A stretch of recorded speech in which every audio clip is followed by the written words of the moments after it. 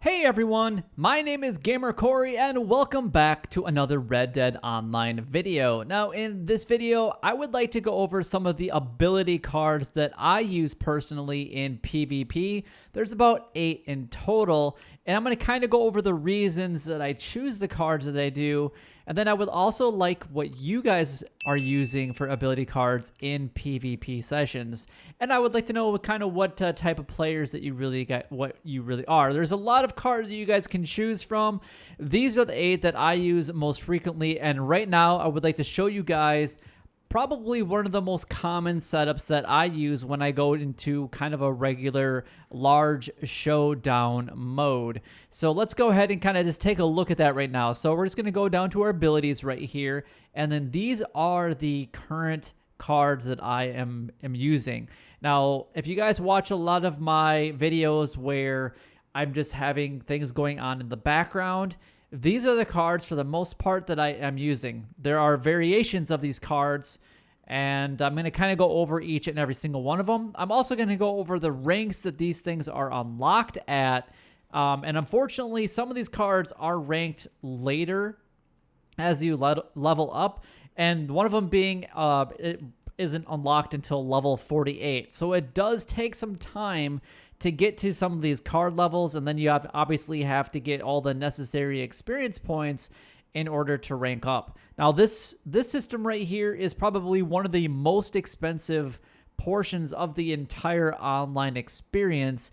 Each of these cards to level up to rank 3 will cost you $900, $50 to unlock it, $350 to get to basically level 2, and then $500 to get to level 3. So it is very expensive, and it takes a little bit of time too, because you need the experience points to kind of go along with each using those cards in order to rank them up as well.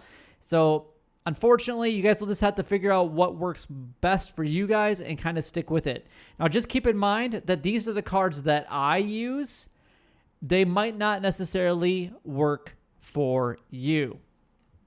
I'm just kind of throwing that out there so that you guys are aware of it. So just find cards that work for you guys and just stick with them, and then kind of just change them slowly and kind of get used to them and just get a feel for them. That's what I've had to do, but I obviously keep going back to my same cards because they work well for me.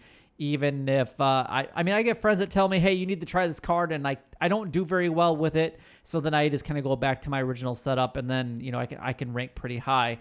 So anyway, let's go ahead and get started with Slow and Steady. Now, this is by far my favorite Deadeye card. So unfortunately, it's unlocked at 24. Which it's not the lowest in the cards that I use, but it's the second lowest. So rank 24 still does take a little bit of time to get to. There are still a lot of players that I see that are a lot lower ranked than that, but there are other options that you guys could go ahead and go with. Now, if you guys will always start with Painted Black, so that's a good one to use right off the bat because you're starting out with that card pretty much.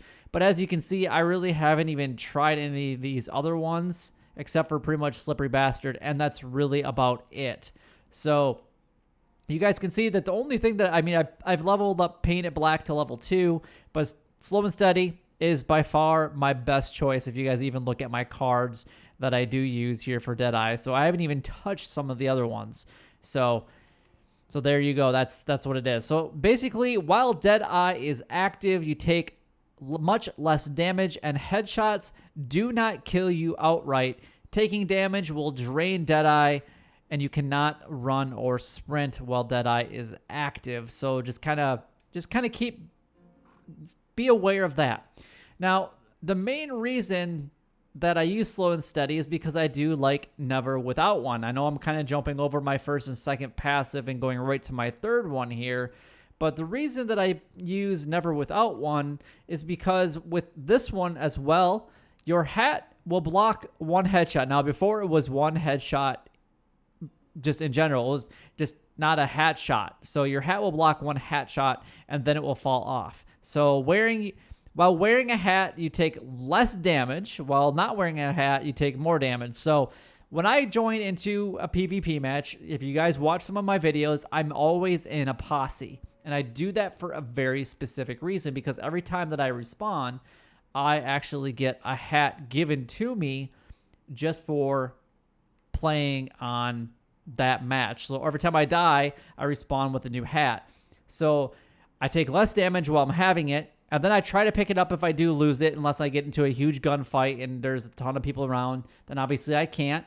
But this one doesn't unlock until level 46. So that's almost double what Slow and Steady is unlocked at. So it's going to take some time to unlock this one.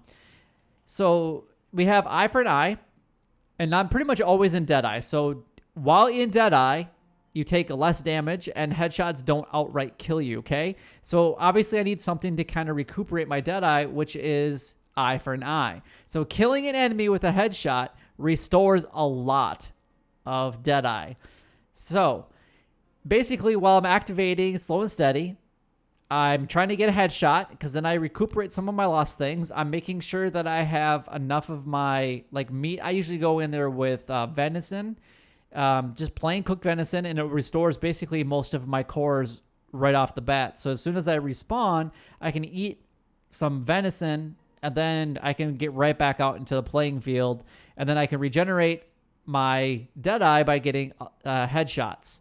And then I'm trying to use Slow and Steady as much as possible, because with Never Without One, I can block one headshot with that. Plus, a headshot will not outright kill me with Slow and Steady. So I kind of have that double protection while I'm in Deadeye using Slow and Steady, with Never Without One. Hopefully that kind of makes sense. So basically, like 2 good headshots before I truly get killed if I'm in using Deadeye while using Slow and Steady. So see how they're kind of all going together, at least for me personally.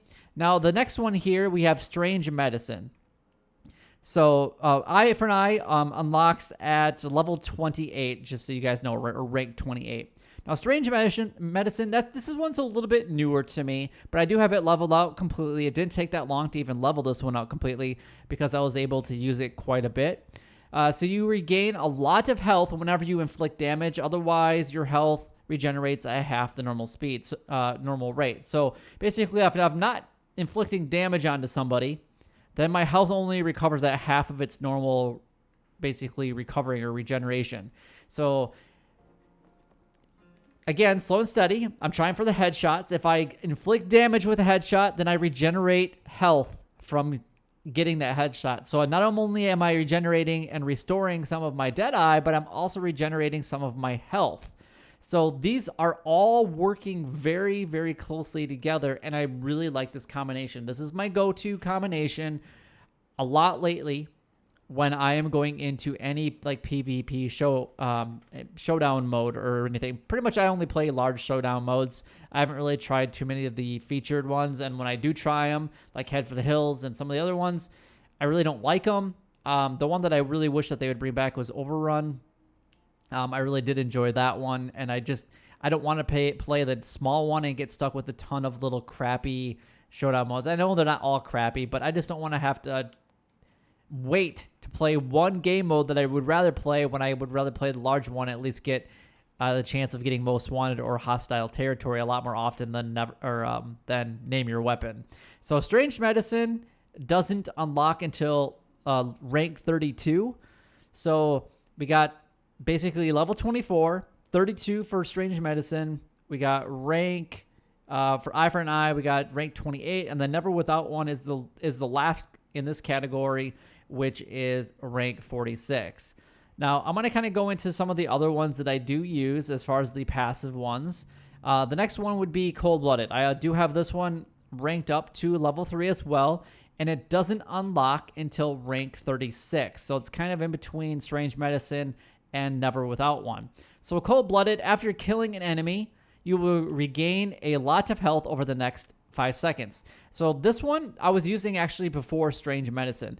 So you can, if you kill an enemy, you get a lot of health over the next 5 seconds, so you kind of rebuild your health over it. Now, the reason that I like Strange Medicine a little bit more than Cold-Blooded is because it's while you inflict damage.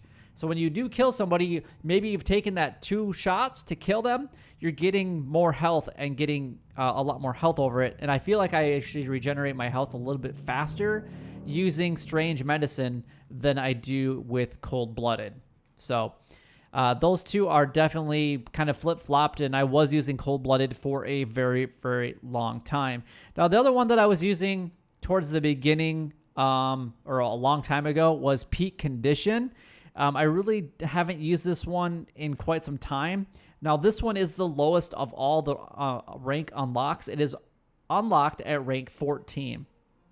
So it increases damage inflicted based on your current stamina, inflicting more damage when your stamina is full. Additionally, sprinting uses less stamina. So if you sprint a lot, this is a really good card for you. And when you inflict damage, it'll be increased damage when you're inflicting it based on how high your stamina rate is. So if you're always using your cores, or maybe you're using some special tonics, making sure that your cores are really, really high, then this is another really great option. And the nice thing about this one is it's unlocked pretty low.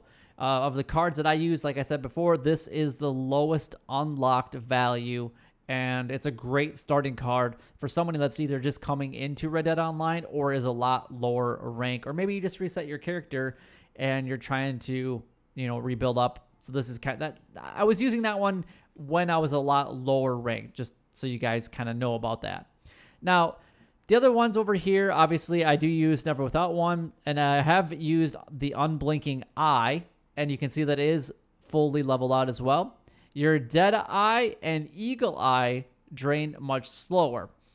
So Deadeye, if you're always using Deadeye, this is a really, really good card to have, because you can drastically see the difference with how much slower your Deadeye does drain while using this card. Now, there's no other benefit from it. That's why I had stopped using it, because if I'm getting headshots with my eye for an eye, then I'm actually regenerating my Deadeye all the time. Whereas using this card, it just decreases a little bit slower.